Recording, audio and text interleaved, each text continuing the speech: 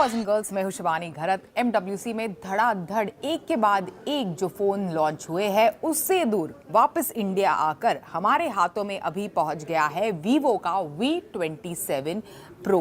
अभी वीवो काफ़ी इंटरेस्टिंग तरीके से डिवाइसेस लॉन्च करता है, जहां पर एक तरफ कई दूसरी कंपनीज बड़े बड़े प्रेजेंटेशंस, लॉन्चेस वगैरह ऑर्गेनाइज करते हैं, वैसे वीवो इतना ज़्यादा मतलब हल्ला गुल्ला करने की जगह पर काफ़ी powerful feature packed, specs packed devices market में सटल तरीके से लॉन्च करता है और जो काफ़ी इंटरेस्टिंग फीचर्स और टेक स्पेक्स के साथ आते हैं।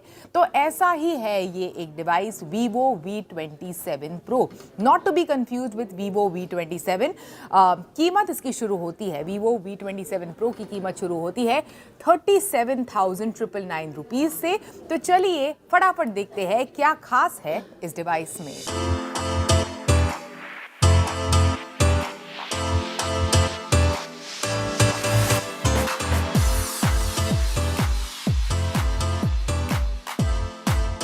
अभी 37,999 रुपीज़ जो इसकी कीमत है, जिससे इसका बेस वेरिएंट 8GB की रैम और 128GB की स्टोरेज वाला जो वेरिएंट है वो शुरू होता है, वो आपको मजबूर करेगा स्ट्रेट इसको कंपेयर करने के लिए OnePlus 11R के साथ, जिसकी कीमत 39,999 रुपीज़ से शुरू होती है। अभी 8GB की रैम और 128GB से बेस वेरिएंट शुरू होता है, लेकिन इसी के साथ साथ 8GB की रैम और 256GB की स्टोरेज और 12GB की रैम वाला वेरिएंट भी इनफैक्ट इस डिवाइस का अवेलेबल है। तो फटाफट इस डिवाइस को अनबॉक्स करते हैं। अभी बेसिक सी चीज़ है, ज़्यादा डिफरेंस नहीं है इसकी प्राइसिंग में, मतलब 8GB की रैम वाला वेरिएंट और 12GB वाला जो वेरिएंट है उसमें ज़्यादा डिफरेंस नहीं है। तो definitely that is something that you could opt for. तो ये है वीवो का नया V27 Pro। काफ़ी इनफैक्ट काफ़ी स्लीक है, काफ़ी स्लिम है, इनफैक्ट लाइट वेट आपके हाथों में लगेगा ये डिवाइस। ट्रिपल कैमरा सेटअप जैसे आपने देखा पीछे की तरफ है इस डिवाइस के। फटाफट इस डिवाइस को स्टार्ट करते हैं। स्टार्ट करते ही इस डिवाइस को साइड में रखते हैं और देखते हैं कि दूसरी क्या क्या चीज़ें हैं इस वीवो V27 Pro के बॉक्स के अंदर। आई एम होपिंग कि नीचे अडेप्टर डेफिनेटली रहेगा, एक बैक कवर तो है ही डिवाइस के साथ जो आपको मिलेगा।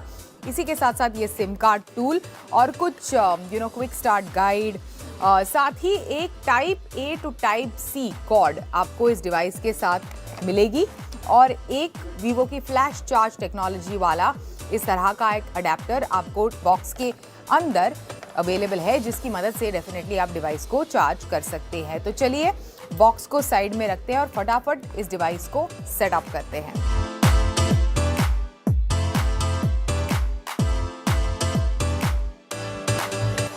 सबसे पहले बॉक्स से निकालने के बाद जो लुक, फील एंड डिज़ाइन है इस डिवाइस की काफ़ी अच्छी लगती है। इनफैक्ट जैसे मैंने कहा काफ़ी स्लिम है ये डिवाइस, केवल 182 ग्राम जो है इसका वेट है और काफ़ी लाइट वेट लगता है। दिस फोन ऑनेस्टली आपको बता दूं कि it looks better than most of the phones available in the market right there, आपके हाथों में काफ़ी अच्छा लगता है ये डिवाइस। पूरी तरह से मैंने सेटअप फिलहाल कर दिया है इस डिवाइस को एंड काफ़ी बढ़िया इनफैक्ट इसका लुक, फील एंड डिज़ाइन है। जो वॉल्यूम रॉकर बटन है, अगर राइट हैंड साइड की अगर हम बात करें तो जो बिल्कुल पावर बटन है उसके ऊपर है। लेफ्ट हैंड साइड जो है इस डिवाइस का बिल्कुल क्लीन है, कुछ भी नहीं है इस साइड पे। नीचे की तरफ speakers and then of course SIM card tray और साथ ही ये type C for your charging, ये सारी चीज़ें नीचे की तरफ है। काफ़ी सिंपलिस्टिक तरीके का डिज़ाइन है इस डिवाइस का, काफ़ी अच्छा लगता है आपके हाथों में। डिवाइस को खोलते ही मतलब डिस्प्ले वगैरह के बारे में अगर हम बात करें तो आपको बता दूं कि 6.8 इंच का इसका डिस्प्ले है, एमोलेड डिस्प्ले विथ 120 हर्ट्ज का रिफ्रेश रेट इनफैक्ट इस डिवाइस पर दिया गया है। डिस्प्ले काफ़ी शानदार लगता है। इनफैक्ट जो बेजल्स है वो बिल्कुल ऑलमोस्ट नथिंग के बराबर है। आपको बिल्कुल काफ़ी बढ़िया डिस्प्ले इनफैक्ट इस डिवाइस पर मिलेगा। डिस्प्ले का बेसिक क्विक व्यूइंग एक्सपीरियंस और मेरे फर्स्ट इंप्रेशंस काफ़ी अच्छे हैं।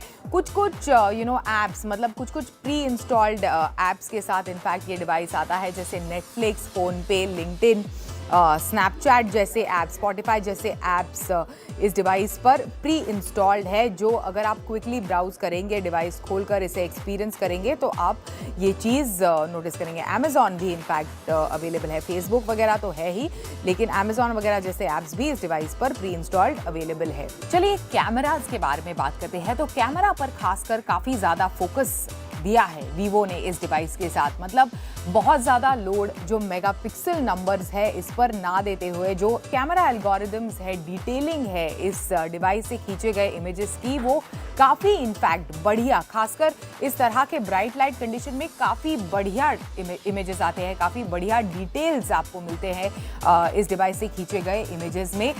तो बेसिक चीज़ आपको बता दूं कि 50 मेगापिक्सल का जो मेन कैमरा सेंसर है इस डिवाइस में, साथ ही 8 मेगापिक्सल का ultra wide with a field of view of 120 degrees, और इसी के साथ साथ 2 मेगापिक्सल का मैक्रो लेंस आपको इस डिवाइस के ट्रिपल कैमरा सेटअप में मिलेगा।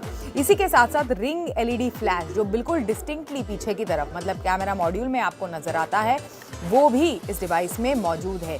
पिक्चर जैसे मैंने कहा इस तरह के ब्राइट लाइट कंडीशंस में काफ़ी बढ़िया आते हैं। सेल्फीज इस डिवाइस से खींचे गए जो सेल्फीज है वो भी, जो पहले वीवो के डिवाइसेस में टिपिकली बहुत ज़्यादा ब्यूटीफाई होकर सेल्फीज आते थे, उतने ज़्यादा ब्यूटीफाई होकर सेल्फीज नहीं आते। तो which is quite good change जो मैंने स्पेसिफिकली मैंने नोटिस किया, लेकिन अच्छे खासे सेल्फीज इनफैक्ट आपको इस डिवाइस से मिलेंगे।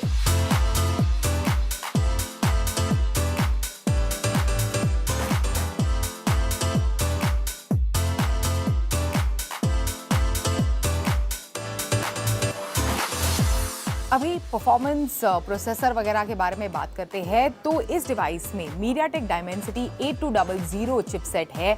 टिपिकली इस प्राइस ब्रैकेट में जो डिवाइसेस अवेलेबल है, जैसे OnePlus 11R for example available है, उसमें आपको टिपिकली एक Qualcomm Snapdragon चिपसेट मिलेगा। इनफैक्ट OnePlus 11R में आपको Qualcomm Snapdragon 8 Gen 1 है, जो पिछले साल का प्रोसेसर है, वो मिलता है। आई थिंक दोनों ये जो प्रोसेसर्स है, दोनों चिपसेट्स है, they are quite good, quite fair in terms of comparison. काफ़ी इनफैक्ट मैच है इन टर्म्स ऑफ परफॉर्मेंस, आपको इन दोनों चिपसेट से मिलेगा। पर जैसे मैंने कहा इस डिवाइस पर MediaTek Dimensity 8200 है, कोई दिक्कत नहीं है, अच्छा परफॉर्मेंस आप इस डिवाइस के साथ एक्सपेक्ट कर सकते हैं। कई धड़ाधड़ अगर आप पिक्चर्स ले, कुछ वीडियोस वगैरह लेने की कोशिश करें तो थोड़ा बहुत ज़्यादा एक्सटेंसिवली अगर आप यूजेज करें किसी भी चीज़ का, विद इन ऐप्स अगर आप बहुत ज़्यादा धड़ाधड़ शिफ्ट करें तो थोड़ा ऐसे आपको लगेगा कि ये डिवाइस थोड़ा, मतलब बहुत माइल्डली हीट हो रहा है, लेकिन बहुत ज़्यादा फटाफट टेम्परेचर इस डिवाइस का नहीं बढ़ता है, which is the fact that it holds up, मतलब the chipset is holding up to whatever performance you are expecting out of this device.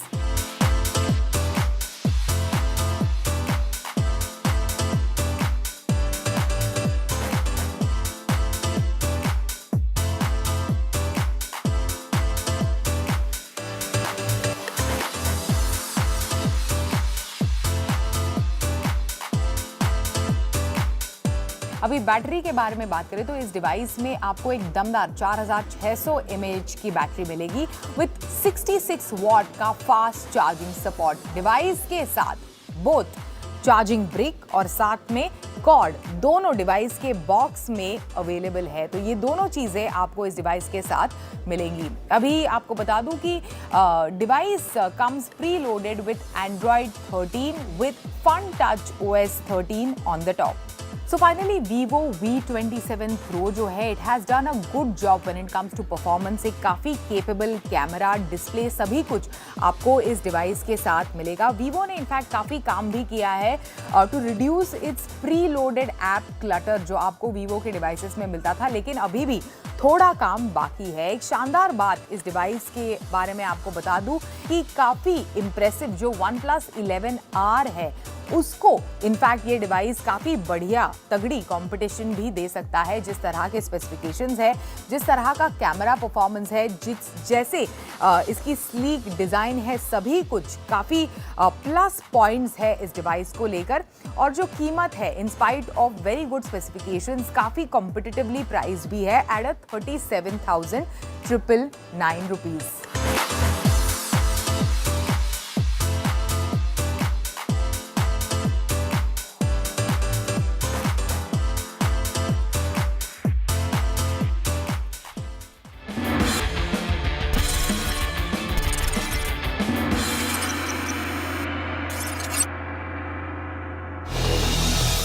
आज टेक गुरु के शो में मैं आपको दिखाने जा रही हूँ एक ऐसा स्मार्टफोन जो नॉर्मल स्मार्टफोन से काफ़ी अलग है, देखने में काफ़ी स्टाइलिश और प्रीमियम दिखता है। ये स्मार्टफोन आप मेरे हाथ में देख रहे हैं। आप सोच रहे होंगे कि इसमें क्या कुछ अलग है, ये तो नॉर्मल स्मार्टफोन की तरह ही दिख रहा है, लेकिन अब मैं आपको जो दिखाऊंगी वो है ये फ्लिप। आप अंदाज़ा लगा चुके होंगे कि आज टेक गुरु में मैं आपको बताऊंगी ओप्पो के latest smartphone find N2 flip के बारे में। किस तरह का ये स्मार्टफोन है, क्या कुछ इसकी खूबियां हैं, ये सब कुछ आज के एपिसोड में बताऊंगी और साथ ही इसका रिव्यू करेंगे, क्योंकि पिछले एक हफ्ते से मैं इस स्मार्टफोन को खुद इस्तेमाल कर रही हूँ। क्या कुछ मुझे पसंद आया और कहाँ पर मुझे ये उम्मीद लगी कि इससे बेहतर किया जा सकता था, ये सब कुछ आज के रिव्यू सेगमेंट में मैं आपको बताऊंगी।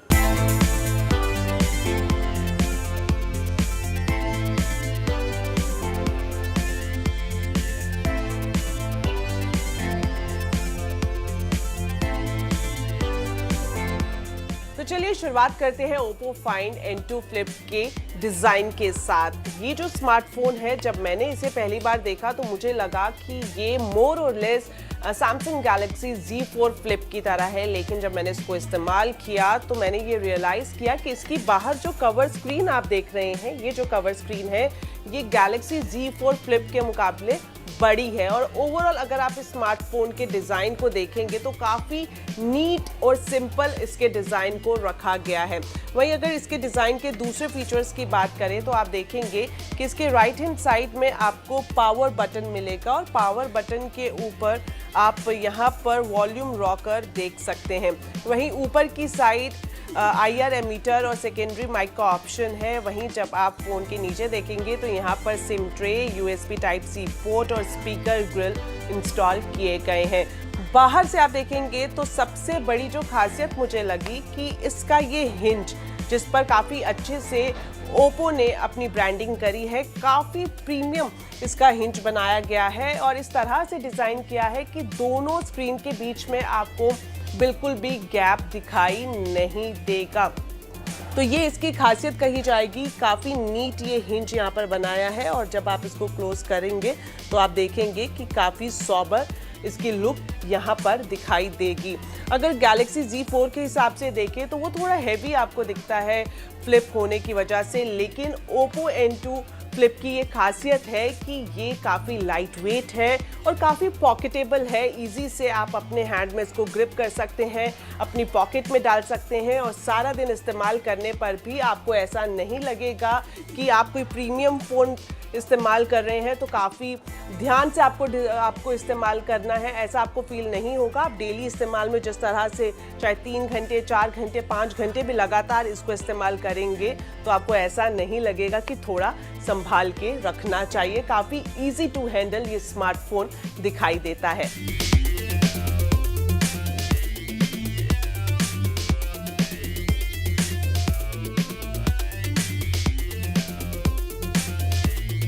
डिज़ाइन के बाद अब बात कर लेते हैं स्मार्टफोन के डिस्प्ले की। तो सबसे पहले आप देखेंगे कि ये जो मेन स्क्रीन है, जैसे ही आप इस फ्लिप स्मार्टफोन को खोलेंगे तो मेन स्क्रीन आपको अच्छे खासे साइज़ में मिलती है। ये जो स्क्रीन साइज़ की बात करें तो ये 6.8 इंच इसका साइज़ है। एमोलेड डिस्प्ले इसमें दिया गया है।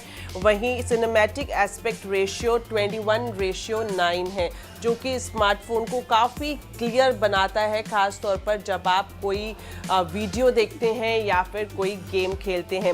वहीं अगर रिफ्रेश रेट की बात करें तो 120 हर्ट्ज़ तक इसका रिफ्रेश रेट है, हालांकि आप बीच में इसको कस्टमाइज़ भी कर सकते हैं। अब बात कर लेते हैं इसके बाहर की कवर स्क्रीन की। कवर स्क्रीन की बात करें तो इसका जो साइज़ है वो सबसे पहले मैं आपको बता देती हूँ। कवर स्क्रीन का साइज़ है 3.26 इंच और ये जो कवर स्क्रीन है ये भी एस्पेक्ट रेशियो 17:9 के साथ आती है। इसकी जो खासियत है वो ये कि जब आप कवर स्क्रीन को इस्तेमाल में करना चाहते हैं तो आपको साइड में जो फिंगरप्रिंट सेंसर बटन है यहाँ से इसको लॉक और अनलॉक करना पड़ेगा और आप देखेंगे कि मेरी कवर स्क्रीन अनलॉक हो गई है। यहाँ पर आप इसी कवर स्क्रीन से ही फ़ोटो खींच सकते हैं, पोर्ट्रेट में मोड का इस्तेमाल कर सकते हैं, वीडियो का इस्तेमाल कर सकते हैं। फ़ोटो की बात करें तो आप देखेंगे यहाँ पर आप सेल्फी ले सकते हैं। काफ़ी अच्छी क्वालिटी आपको इसमें दिखाई देगी सेल्फी कैमरा की। आप चाहें तो वीडियोस भी बना सकते हैं और साथ ही साथ पोर्ट्रेट मोड तो यहाँ पर दिया ही गया है। इसके अलावा 6 के करीब में 6 जो विजेट्स हैं वो आप इसमें इंस्टॉल कर सकते हैं। यहाँ पर आप अपना वेदर सेट कर सकते हैं, अगर कोई टास्क रिमाइंडर लगाना चाहते हैं, टाइमर लगाना चाहते हैं, वो भी आप यहाँ पर इंस्टॉल कर सकते हैं। कस्टमाइज करने का ऑप्शन भी आपको इस कवर स्क्रीन में मिल जाएगा। तो आखिर में अब मैं आपको बता देती हूँ इसके बैटरी और प्रोसेसर के बारे में। ये दोनों ही चीज़ें ऐसी हैं जिसमें मुझे पर्सनली ये लगा कि कुछ और एडवांसमेंट देखी जा सकती थी। सबसे पहले अगर हम बात करें बैटरी की तो इसके अंदर आपको 4300 mAh की बैटरी मिलेगी। वहीं अगर हम गैलेक्सी Z4 फ्लिप की बात करें तो उसमें 3700 mAh की बैटरी दी गई है। हालांकि हम ये सोच रहे थे कि 4300 mAh से ज़्यादा अगर इसमें बैटरी कैपेसिटी होती तो और भी अच्छा होता, लेकिन जब हमने एक्सपर्ट से बात करी तो उनका ये कहना था चूंकि ये फ्लिप फोन है तो फ्लिप होने की वजह से जो स्पेस कॉन्स्ट्रेंट है वो भी रहता है, तो उसको ध्यान में रखते हुए अगर 4300 mAh की बैटरी दी जा रही है तो ये एक अच्छा ऑप्शन है। साथ ही साथ 44 वॉट सुपर वुक चार्जर के साथ ही स्मार्टफोन आता है जो 50 से 55 मिनट में इस स्मार्टफोन को 100% चार्ज कर देता है। हालांकि मार्केट में देखें तो ऐसे स्मार्टफोन अवेलेबल हैं जो आधे घंटे या फिर 25 से 30 मिनट में बैटरी को फुल चार्ज कर देते हैं।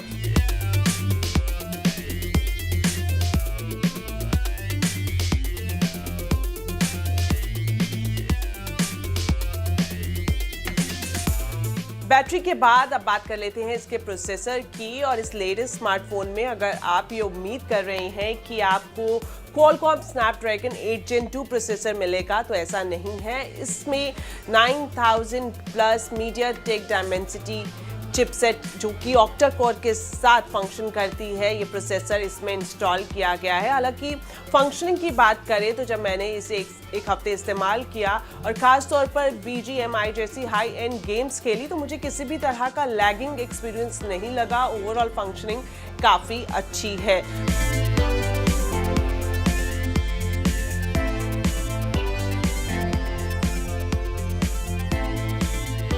अब बात कर लेते हैं इसके कैमरा सेटअप के बारे में। जब भी हम कोई स्मार्टफोन खरीदने जाते हैं तो हम ज़रूर जानना चाहेंगे कि इसका कैमरा किस तरह से काम करता है, उसके रिजल्ट कैसे हैं, किस तरह के मोड्स आपको किसी स्मार्टफोन में कैमरा सेक्शन में मिलते हैं।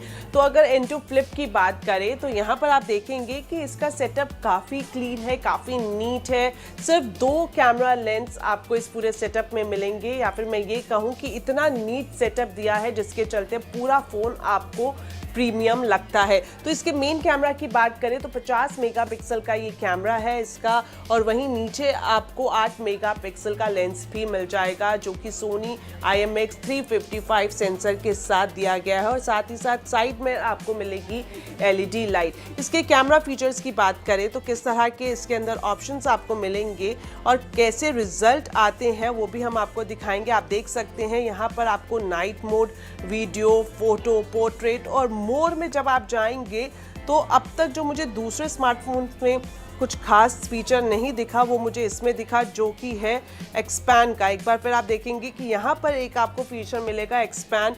ये खास तौर पर वो लोग जो काफ़ी फोटोग्राफी के शौकीन हैं, जिन्हें वाइड एक्सपीरियंस चाहिए, वो इस एक्सपैंड मोड का इस्तेमाल कर सकते हैं। इसमें आपको काफ़ी अच्छी डेप्थ मिल जाएगी। तो एक्सपैंड मोड भी आपको इसमें दिया गया है। और उसके अलावा आप बात कर लेते हैं इसके सेल्फी कैमरा की। तो सेल्फी कैमरा के हिसाब से देखें तो ये जो सेल्फी कैमरा है ये सेल्फी जिन लोगों को काफ़ी क्रेज़ रहता है उनके लिए किसी ट्रीट से कम नहीं है, क्योंकि यहाँ पर आपको 32 मेगापिक्सल का सेल्फी कैमरा मिलेगा इस ओप्पो के N2 फ्लिप स्मार्टफोन में। और इसकी कैमरा क्वालिटी काफ़ी अच्छी है। जो फोटोग्राफी के रिज़ल्ट हैं, चाहे आप नाइट मोड में भी लेंगे तो आपको काफ़ी अच्छा इसका रिज़ल्ट यहाँ पर दिखाई देगा। एक और बात मैं आपको बता दूं कि N2 Flip में शार्प इमेज देने के लिए Oppo ने Hasselblad के साथ भी पार्टनरशिप की है। तो अब अगर एक ओवरऑल रिव्यू कमेंट में आपको देना चाहूं तो वो मेरी तरफ से यही रहेगा कि अगर आप एक प्रीमियम स्मार्टफोन खरीदना चाह रहे हैं और नॉर्मल स्मार्टफोन से थोड़ा हटकर खरीदना चाहते हैं तो Oppo Find N2 Flip आपके लिए एक अच्छा ऑप्शन साबित हो सकता है।